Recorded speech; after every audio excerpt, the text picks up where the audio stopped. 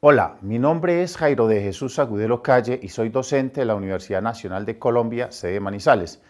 En esta ocasión vamos a plantear, resolver y analizar algunos problemas de aplicación de las leyes del movimiento de Newton, incluyendo la dinámica del movimiento circular de una partícula.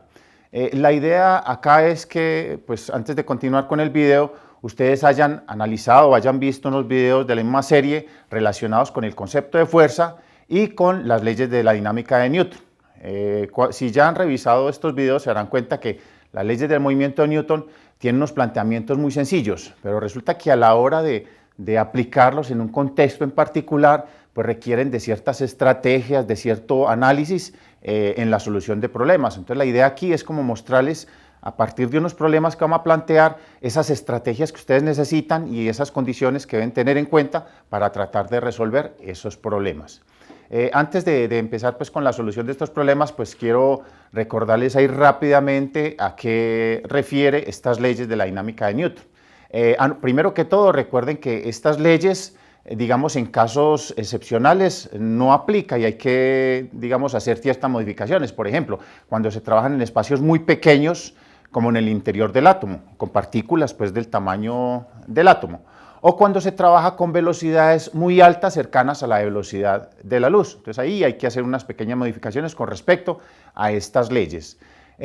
Lo otro es que recuerde que Newton no dedujo estas leyes a partir de procesos matemáticos, sino de unas experimentaciones que hicieron no solo él, sino otros científicos antes de él. Entonces la primera ley enuncia que si ninguna fuerza neta actúa sobre un cuerpo, una partícula, un objeto o un sistema, entonces este objeto, este cuerpo, esta partícula, este sistema permanece en equilibrio, o sea, permanece en reposo o se mueve con velocidad constante.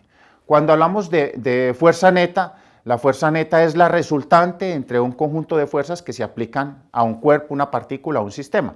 Lo que pasa es que hay que tener cuidado con eso, por eso es que aquí en esta primera parte que se ha trabajado en física, un cuerpo se trabaja como si fuera una partícula, porque la idea es que todas esas fuerzas sean aplicadas en un mismo punto de ese cuerpo y al mismo instante, o sea, que sean concurrentes al mismo punto, porque si yo aplico fuerzas, así la fuerza neta sea cero, pero aplico fuerzas en distintos puntos, puede suceder otra cosa, otra condición que ustedes verán en otra oportunidad.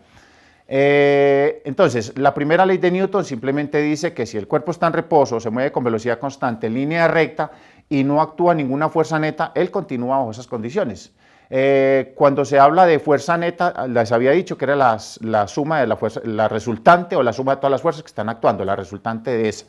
Y la fuerza neta simplemente se expresa matemáticamente como la sumatoria de las fuerzas es igual a cero si la fuerza neta es cero, si no se aplica ninguna fuerza neta. Bueno, entonces empecemos con estas condiciones. Esta es la primera ley, luego les hablo un poquito sobre la segunda ley. Tratemos de hacer primero problemas referentes a esta primera ley. Entonces les decía, como pueden ver en la pantalla, decimos que la fuerza neta es cero, quiere decir que el sistema está en equilibrio.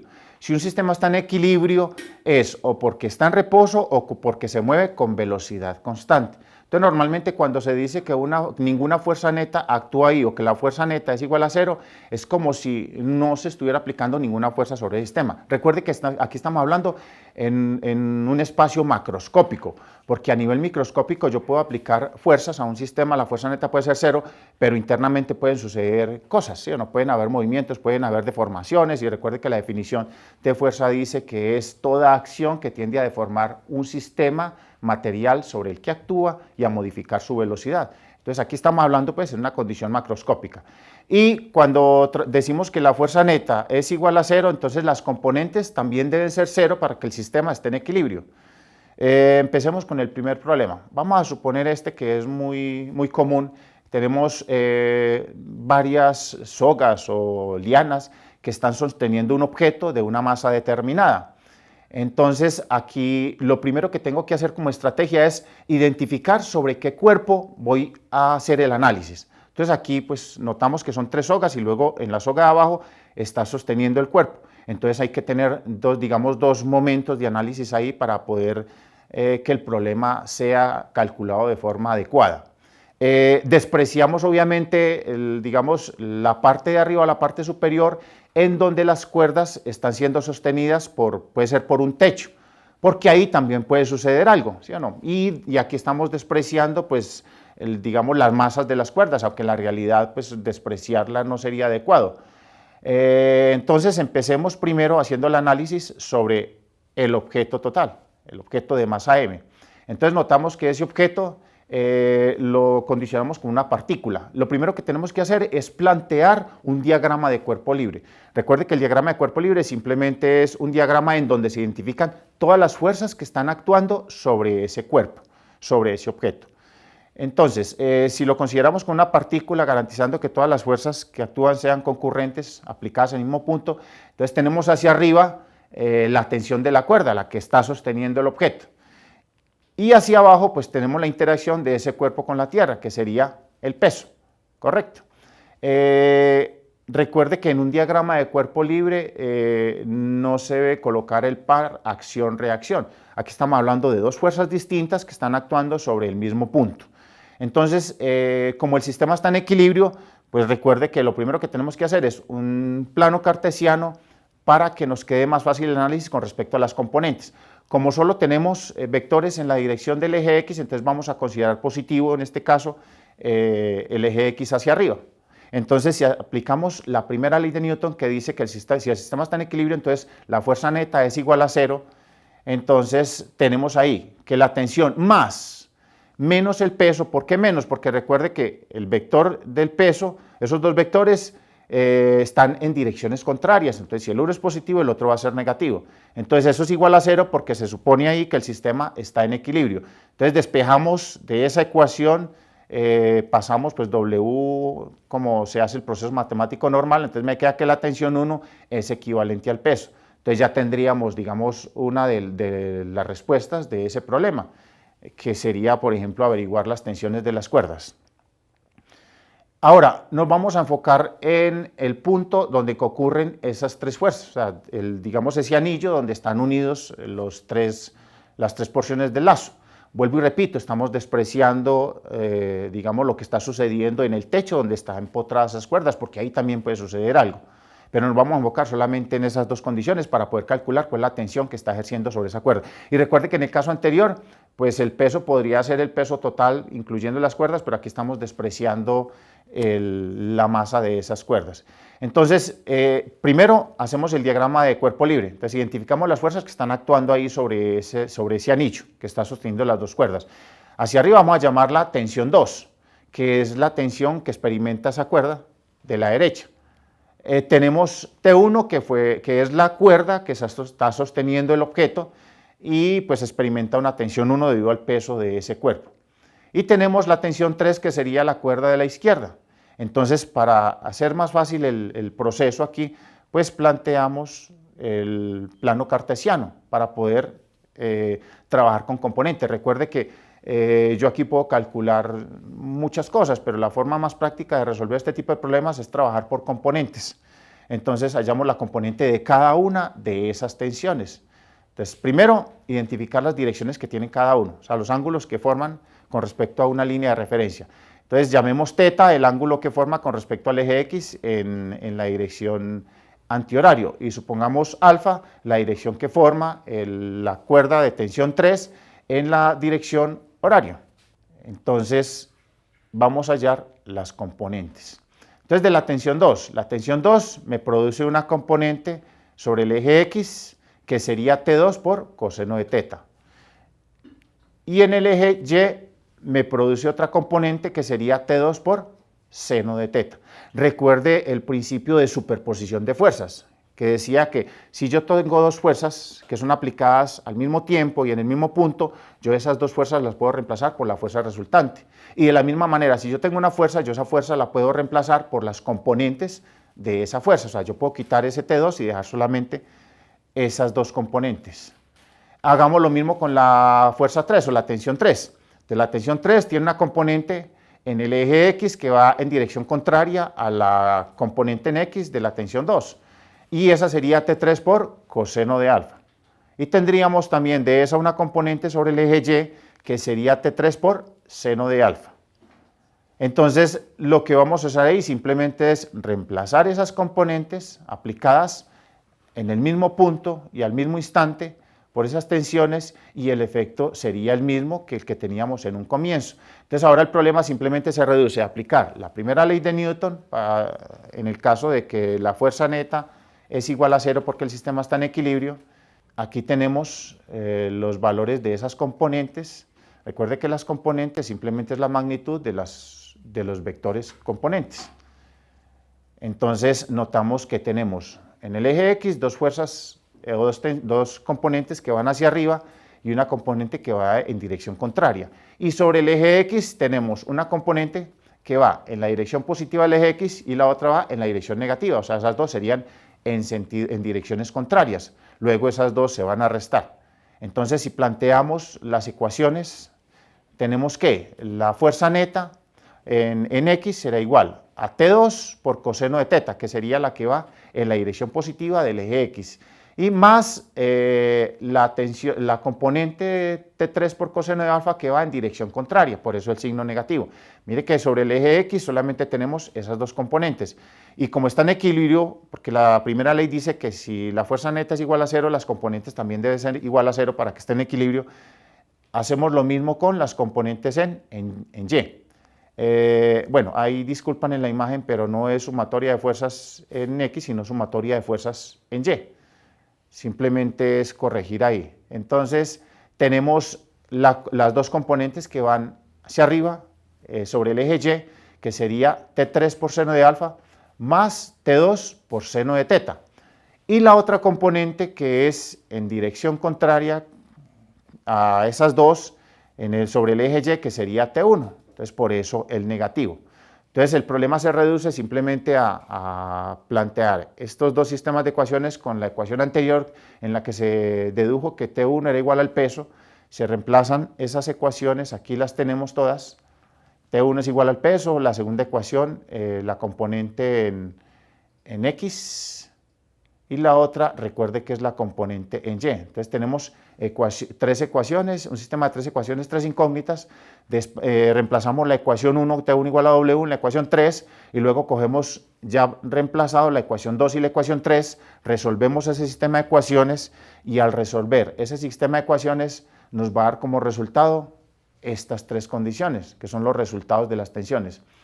Aquí tener en cuenta algo, muchas veces, sobre todo cuando uno trabaja en clase, los estudiantes siempre quieren que uno les dé valores numéricos a los problemas desde un comienzo para ellos tener un resultado numérico, pero lo ideal sería tener un planteamiento literal para después inferir más fácil acerca de qué sucede, por ejemplo, si el ángulo aumenta en un lado de la tensión, si el peso es mayor, o si los ángulos cambian, ¿qué pasaría con las tensiones? ¿Cómo se modificarían? Entonces es más fácil inferir si yo tengo la respuesta de forma literal, así la tengo numérica. Ya después lo que hago simplemente es reemplazar la parte numérica ahí sobre esto y puedo inferir mucho más fácil con respecto a el problema. Entonces, cuando yo tenga la solución del problema, recuerde que lo importante es analizar, a ver si la respuesta que tengo es correcta. Cuando me dan valores numéricos, si esos resultados realmente son acordes al planteamiento que se tenía originalmente. Porque no es solamente dejar una respuesta y ya, no, hay que analizarla e interpretarla. Muy bien, miremos ahora aplicación con respecto a la segunda ley de Newton. Recuerde que la segunda ley de Newton enuncia en la relación o propone la relación que existe entre la fuerza neta aplicada a un cuerpo, una partícula o un sistema, la masa de ese sistema y la aceleración que experimenta debido a esa fuerza neta. Entonces aquí ya planteamos que se le va a aplicar una fuerza, pero la fuerza neta ya no es cero, sino que es una fuerza neta distinta de cero. Entonces, como estos son comprobaciones experimentales, se comprobó que cuando la fuerza neta es diferente de cero, el objeto siempre cambia su velocidad a una razón determinada en la dirección de la fuerza aplicada. Y si la fuerza neta es constante, entonces también se comprobó experimentalmente que la aceleración también lo es.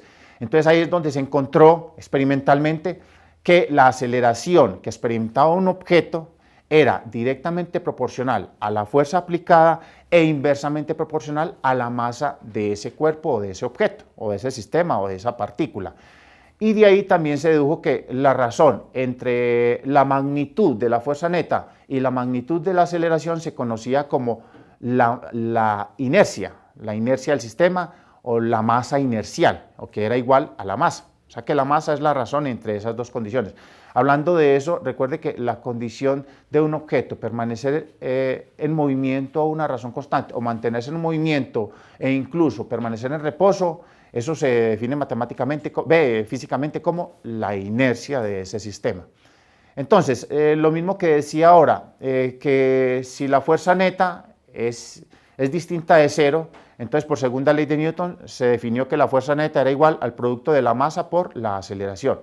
Recuerde que ese producto de masa por la aceleración no es una fuerza, simplemente es el resultado de una fuerza neta aplicada al sistema. Y de la misma manera que les decía anteriormente, pues en este caso es más fácil trabajar por componentes que trabajar con vectores.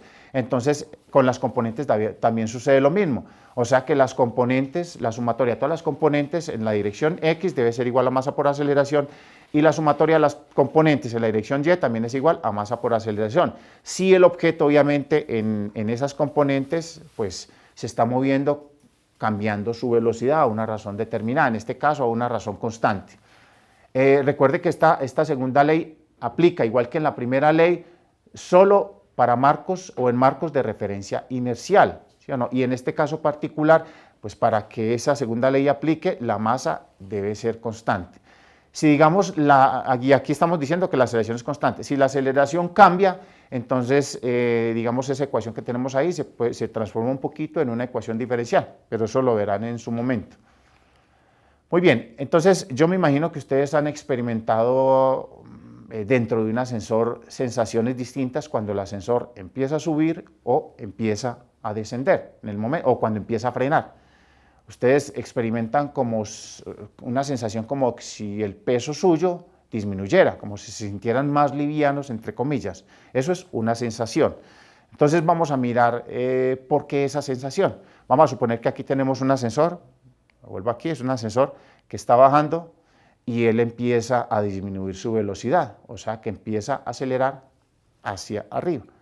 Entonces aquí dentro de este ascensor vamos a tener una persona que está encima de una balanza y esa balanza me va a medir el peso, ¿correcto?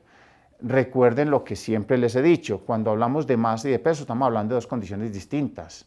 La masa está relacionada con una propiedad inercial, que eso es independiente del lugar donde se encuentre. En cambio el peso sí, el peso se modifica, depende del lugar donde se encuentre, porque depende de si el valor de G cambia o no cambia. Entonces lo mismo, vamos a identificar primero sobre qué cuerpos o sobre qué objeto vamos a construir ese diagrama de cuerpo libre. Empezamos primero en esa parte superior, es decir, la unión entre la cuerda y el ascensor, ese punto en que está sostenido el ascensor con la cuerda. Aquí igual también tenemos una cuerda de una masa determinada que para efectos muy prácticos se puede despreciar o no, ya depende de... despreciamos también lo que está sucediendo más arriba, desde donde está sostenida la cuerda, nos vamos a enfocar simplemente en ese punto. En ese punto que tenemos ahí, hacemos el diagrama de cuerpo libre, identificamos las fuerzas que están actuando sobre ese punto, entonces hacia arriba tenemos la tensión de la cuerda y hacia abajo tenemos el peso de todo ese ascensor, incluyendo lo que está dentro del ascensor. Y solamente tiene componentes en esa dirección, en la dirección Y. Entonces mostramos el plano cartesiano para poder plantear la ecuación de forma más práctica. Aplicamos segunda ley porque se supone que el objeto está disminuyendo su rapidez, o sea que no está en equilibrio. Recuerde que la sumatoria de fuerzas es igual a cero si el sistema está en reposo o se mueve con velocidad constante. De resto, simplemente se aplica la segunda ley de Newton, como estamos suponiendo que el objeto, el objeto acelera hacia arriba en este caso particular, entonces las ecuaciones de la segunda ley, solo aplicada en la dirección Y, tendría. Como acelera hacia arriba, a propósito acá, la consideración importante es siempre tomar positivo la dirección en la que está sucediendo la aceleración, ¿correcto? Para que el problema sea mucho más práctico en su solución. Entonces, como está acelerando hacia arriba, entonces vamos a suponer positivo el eje Y hacia arriba, entonces la tensión T sería positiva y el peso sería negativa porque es un vector en dirección contraria. Entonces tendríamos T más menos mg es igual a masa por la aceleración en Y que está experimentando ese cuerpo. Entonces de aquí hacemos un despeje ahí muy sencillo. Entonces me quedaría que la tensión es igual a masa por aceleración en Y más la masa por la gravedad. Ahora, vamos a hacer lo mismo, pero ya sobre la persona que está dentro y la interacción con la gramera o el elemento que le va a medir el peso de esa persona.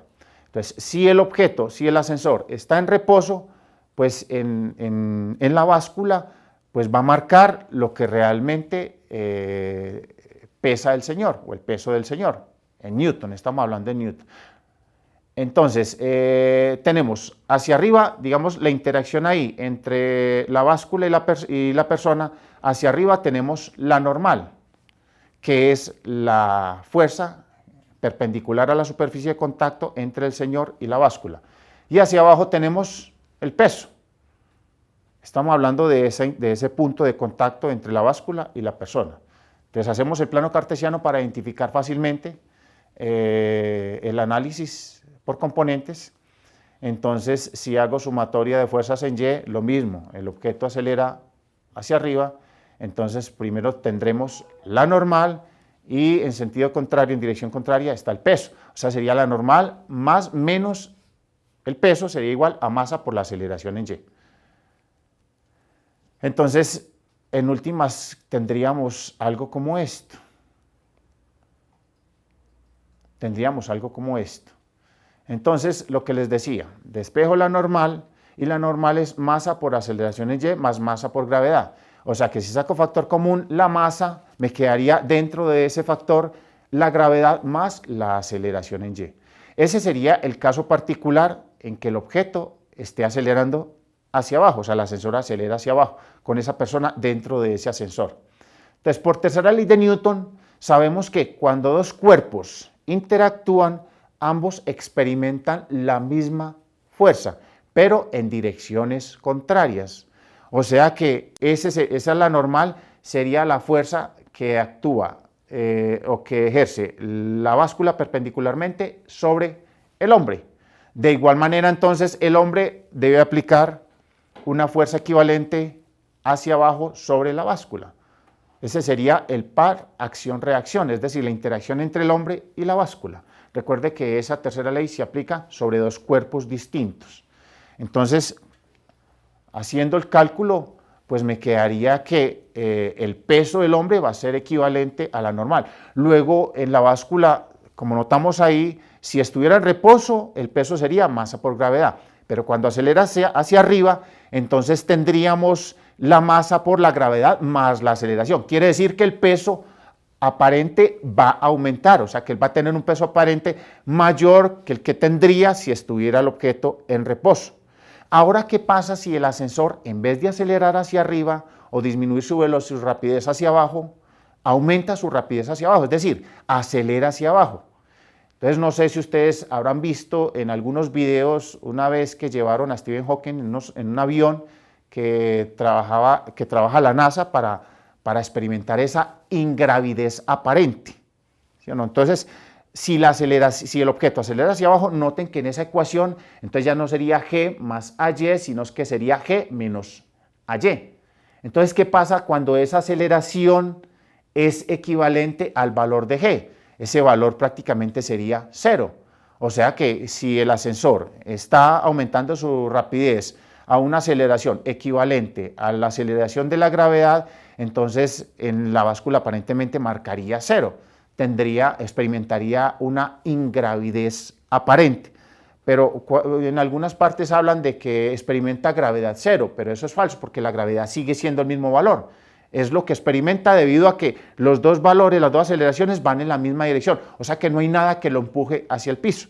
Por eso esa sensación, que es lo que les decía ahora, la gravedad sigue teniendo el mismo valor. Entonces la persona que va, por ejemplo, dentro de un avión que acelera hacia abajo con el mismo valor de G, pues va a experimentar lo mismo que experimentan los astronautas cuando están en el espacio.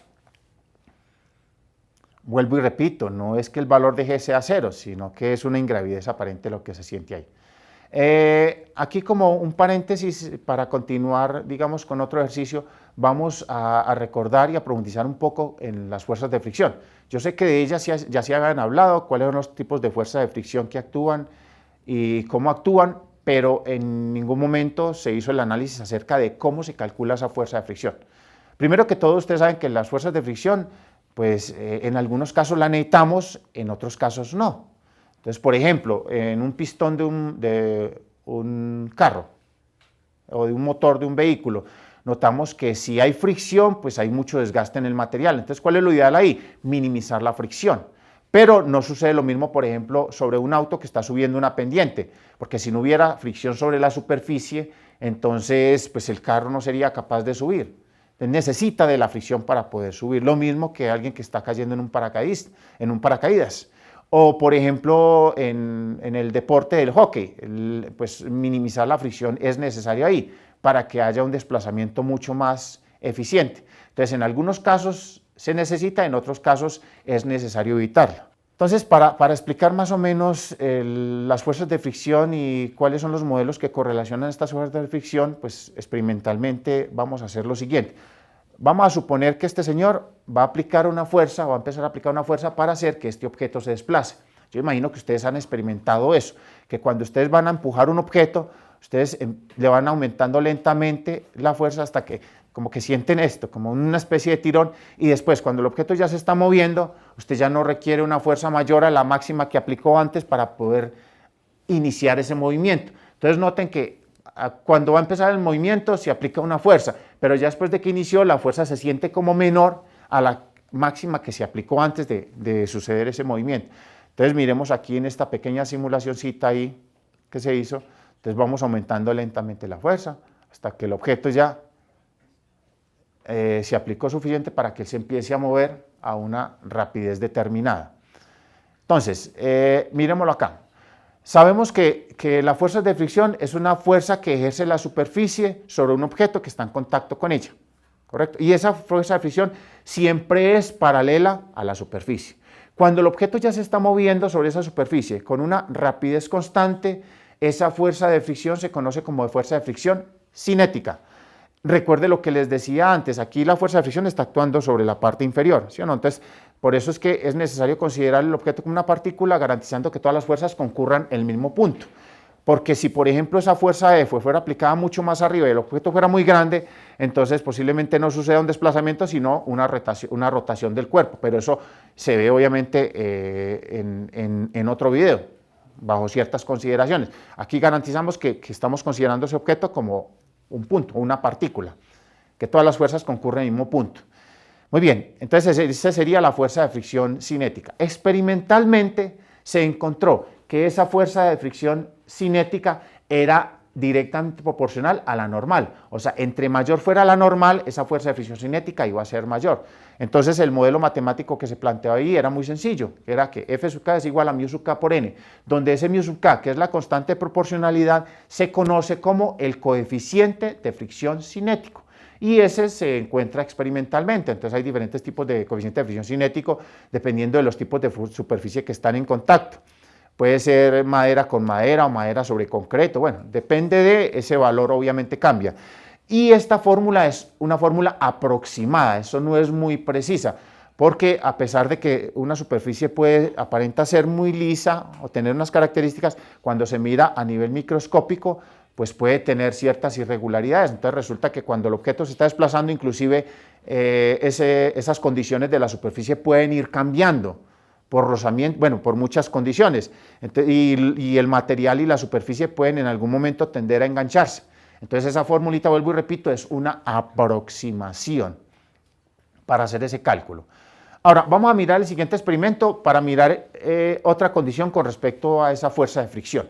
Vamos a suponer que tenemos aquí un objeto. Entonces, hay dos fuerzas inicialmente que están actuando sobre él, que es la fuerza que ejerce la superficie sobre el objeto, que es la normal, que es perpendicular a la superficie, y la interacción de ese cuerpo con la tierra, que sería el peso.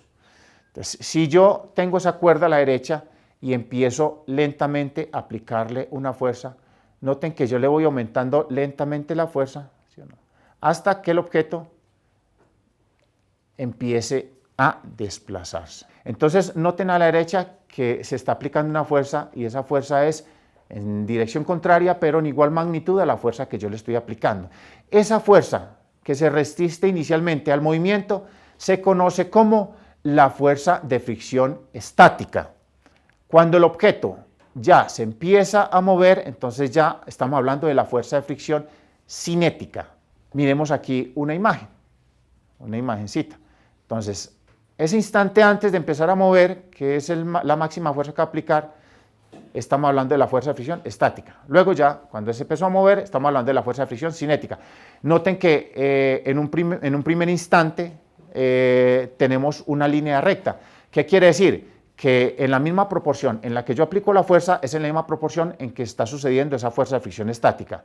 Y esa línea recta va a tener un máximo, que es la máxima fuerza realmente que se aplica antes de que el objeto se empiece a mover a una rapidez constante. Después, cuando él se está moviendo a una rapidez constante, la fuerza que estoy aplicando yo, que necesito aplicar, es menor a esa máxima que se necesitaba aplicar. Esa es la diferencia entre la fuerza de fricción estática y la fuerza de fricción cinética. En el gráfico se muestran irregularidades por lo que les decía ahora. Realmente no vamos a garantizar que la superficie sea uniforme. O sea, puede tener irregularidades, tratar de engancharse la superficie con el objeto. Muy bien, entonces resulta que esa fuerza de fricción estática es menor o igual al producto entre el coeficiente de fricción estático y la normal. Y ese coeficiente de fricción estático también se calcula experimentalmente.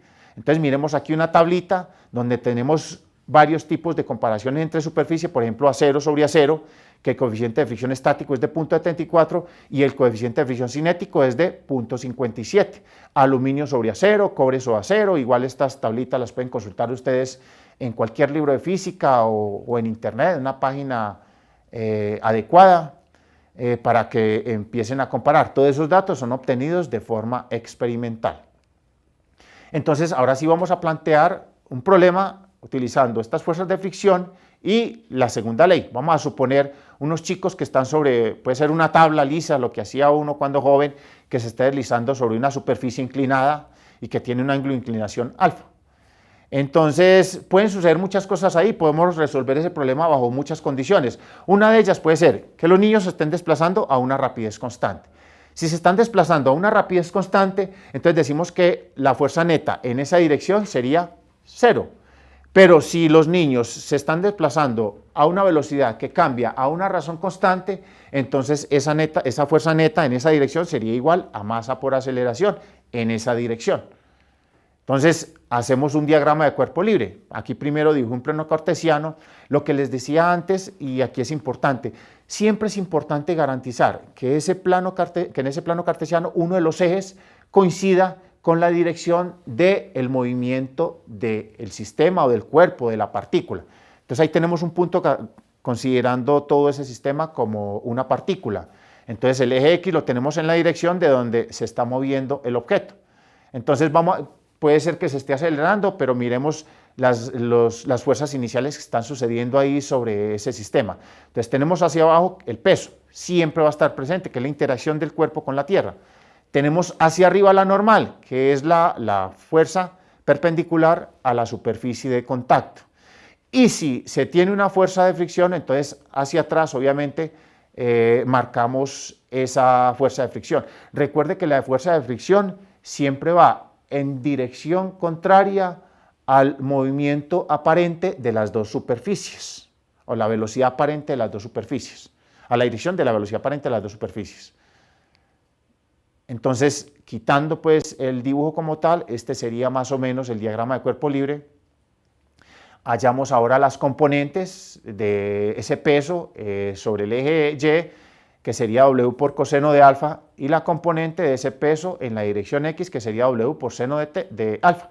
O sea, como ya tenemos las componentes analizadas, esas dos componentes las podemos reemplazar por el peso, que sería o el peso de esas dos componentes, la acción sería exactamente la misma. Cuando ya tenemos este diagrama perfectamente condicionado, entonces ya aplicamos segunda ley.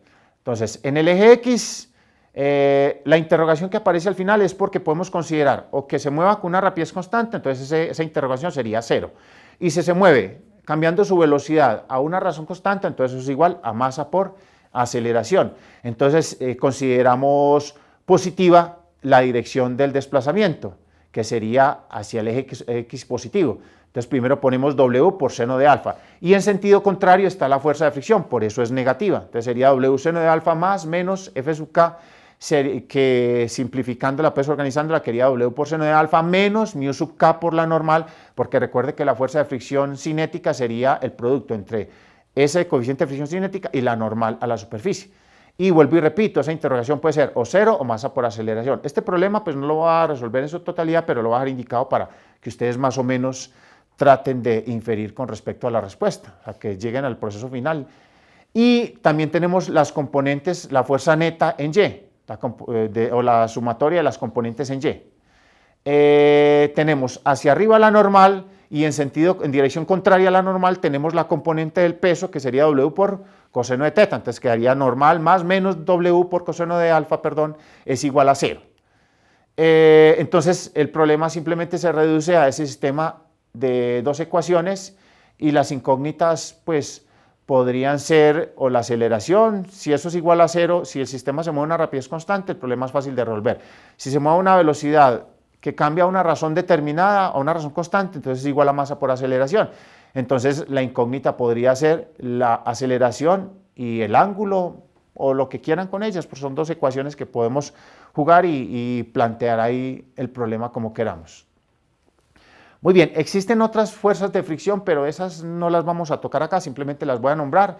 En su momento, pues en más detalle las tocarán, que es la fuerza de fricción o fuerza por rodamiento, que a veces los ingenieros las utilizan para mirar cuando un objeto tiene ruedas, que es más eficiente para el consumo de combustible. Si, digamos, acero sobre acero, si un ferrocarril es más eficiente que un camión o un neumático sobre el pavimento, entonces utilizan ese criterio. Y el otro criterio con las fuerzas de fricción son resistencia de fluidos. Cuando, por ejemplo, un objeto se mete dentro de un recipiente que puede ser glicerina, entonces ahí se experimenta una velocidad, una rapidez terminal. O sea, el objeto empieza a aumentar aparentemente su rapidez, pero debido a esa resistencia del fluido, él va a llegar a un punto en donde esa rapidez va a llegar a un máximo y ya se mueve con una rapidez constante. Es lo que sucede, por ejemplo, con un objeto que cae desde mucha distancia, un granizo. Pues no solo porque él va cambiando, si no cambia su tamaño, pues el granizo va a empezar a aumentar su rapidez hasta que llega a un punto, debido a la resistencia del aire, que va a mantener esa rapidez constante, donde la rapidez aumentara, si no fuera por esa condición, y la rapidez aumentara, realmente el granizo caería aquí al piso con mayor velocidad de la que cae normalmente, entonces el daño que haría sería muchísimo mayor. Muy bien, ese vuelvo y repito, simplemente los nombro, pero en su momento serán aplicados, además porque cuando se habla de un objeto que está inmerso en un fluido, y se tiene en cuenta la resistencia del fluido, ese ya se transforma en un modelo matemático que requiere de otras condiciones para resolverlas, ya son ecuaciones diferenciales que en un curso de matemáticas lo podemos plantear como una aplicación. Bueno, vamos ahora con respecto a la dinámica del movimiento circular de una partícula. Recordemos que cuando una partícula se mueve en línea recta con una rapidez constante, si se sigue moviendo con rapidez constante en línea recta, su fuerza neta es 0, no experimenta ninguna aceleración. Pero ¿qué sucede si se mueve con rapidez constante y de un momento a otro aparece una curva y pasa por esa curva? Entonces, cuando pasa por la curva se puede seguir moviendo con rapidez constante, pero su velocidad cambia, porque está cambiando de dirección. Entonces, como su velocidad cambia, experimenta una aceleración. Lo que se ha dicho, por ejemplo, con respecto al marco de referencia inicial, si ese punto que observan ahí lo consideramos como una persona que está en patines y eso es un camión, entonces, y que lo han experimentado ustedes, cuando la persona coge la curva, esa persona que está dentro siente como si una fuerza lo estuviera tirando hacia un lado, pero en realidad esa fuerza no existe. Es simplemente la tendencia del objeto a permanecer moviéndose en línea recta. Es más, cuando él salga de la curva, pues su trayectoria seguirá siendo en línea recta. Entonces él va a experimentar una aceleración hacia el centro de la curvatura, conocida como la aceleración radial o aceleración centrípeta. Muchas veces hablan y obviamente se habla de una fuerza centrípeta, muchas veces se habla de fuerza centrífuga, que es una fuerza, pero esa fuerza no existe, porque recuerde que es la tendencia del cuerpo a permanecer moviéndose en línea recta. Entonces miremos aquí esta pequeña animación del objeto que se está moviendo con movimiento circular uniforme. Vamos a suponer que eso es un objeto que está sobre una superficie y a él está unido un cordel y el cordel está empotrado en una puntilla en el piso, entonces empieza a girar, ¿sí o no? Empieza a girar.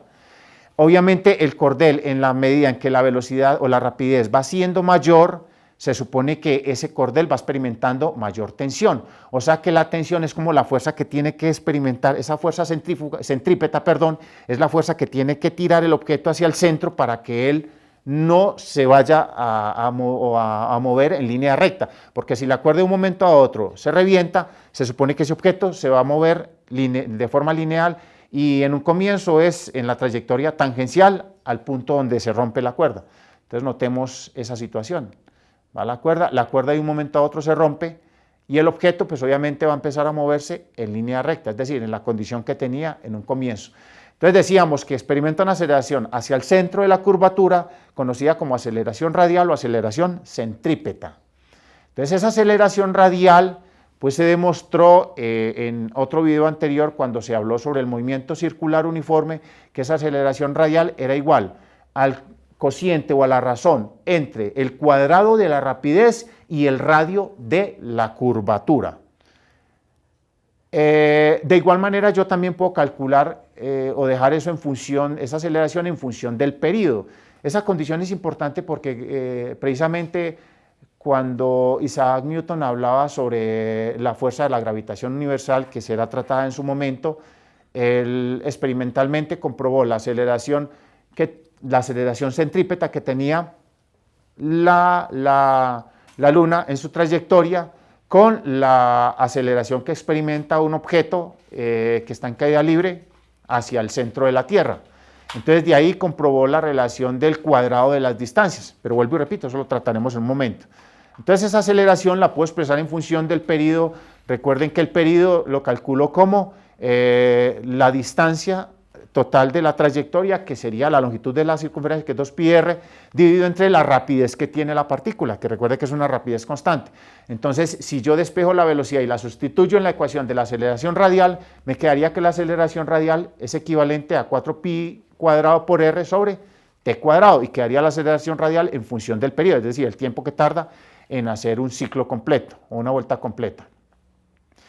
Y esa fuerza neta, en este caso sería la tensión que experimenta la cuerda, sería igual al producto de la masa por la aceleración radial, o sea, la masa por b² sobre r, ¿correcto? Y que inclusive este mismo modelo lo utilizan para mirar qué características debe tener un satélite cuando esté orbitando alrededor de la Tierra, a qué distancia debería ubicarse para que él siga una trayectoria en orientación. Puede ser o que se mueva a una rapidez distinta a la rapidez de la Tierra o que se mueva a la misma rapidez de la Tierra, que eso lo veremos en su momento. ¿A qué refiere eso? Simplemente aquí es esa fuerza neta que sería la fuerza centrípeta es masa por b² sobre r, pero recuerde que eso no es, ese mb² sobre r no es necesariamente una fuerza. Un ejemplo ahí muy práctico sería, por ejemplo, una persona que va en un auto moviéndose a una rapidez constante en línea recta. Cuando de un momento a otro va a pasar una curva, entonces ustedes mismos van a experimentar lo que sucede. ¿Qué va a pasar con el cinturón de seguridad? El carro tiende a derraparse y el cinturón de seguridad tiende a tirarlo hacia el centro de la curvatura. Entonces vamos a mirar dos casos particulares. Vamos a suponer un auto que se mueve por una curva que no tiene ninguna inclinación, que eso se conoce como un peralte. Esos peraltes son muy importantes para, digamos, garantizar qué velocidad debería tener usted para que en un día lluvioso el carro no derrape, que hay muchas carreteras, por ejemplo aquí en Colombia, donde no tienen ese peralte adecuado y por eso es que suceden muchos accidentes, o la gente coge las curvas a una rapidez muy alta y si el piso está mojado, entonces tiende a derrapar el auto. Aquí vamos a considerar que en ese momento en que cogió la curva está en un movimiento circular, o sea que tenemos el radio de la curvatura, tenemos hacia arriba la normal, que es la interacción del piso con, el objeto, y tenemos la interacción de ese cuerpo con la Tierra, que sería el peso. La aceleración va hacia el centro de la curvatura. Entonces, si hacemos un diagrama de cuerpo libre, dibujamos este plano cartesiano, con el dibujo ahí localizado sobre el objeto, tomándolo como una partícula. Entonces tenemos que la sumatoria o la fuerza neta en X o la sumatoria de fuerzas en X, o la componente, perdón, este sería la sumatoria de las componentes en X, sería igual a la fuerza de fricción que debería tener la superficie, y eso es igual a la masa por la aceleración radial. O sea que en este problema podíamos decir, o podíamos calcular qué coeficiente de fricción tendría la superficie para que, sin que haya un nivel de inclinación en la curvatura, el objeto no derrape. Entonces, esa fuerza de fricción que debería tener la superficie para evitar que el objeto derrape sería igual a masa por b cuadrado sobre r, donde la fuerza de fricción pues simplemente es igual al coeficiente de fricción por la normal. Y en Y tenemos solo estas dos fuerzas, que sería la normal hacia arriba y el peso, que es en dirección contraria. O sea que sería la normal menos el peso, que es masa por gravedad, sería igual a 0.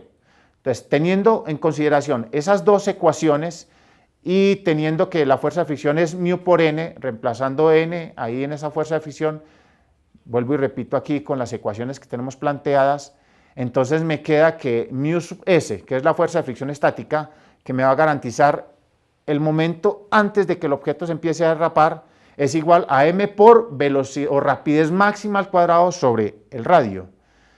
Entonces, si despejo la rapidez, me queda que la rapidez depende de el coeficiente de fricción, el valor de g y el radio de la curvatura. O sea que esta sería la velocidad máxima con la cual ese auto debería atravesar esa curva, conociendo el radio de la curvatura, antes de que el cuerpo se empiece a derrapar. O sea que si la velocidad supera ese valor máximo, ya el objeto se va a deslizar, o se empieza a derrapar, o se va a salir de la curvatura, tratando de volver otra vez a la condición inicial que tenía, que era moverse en línea recta.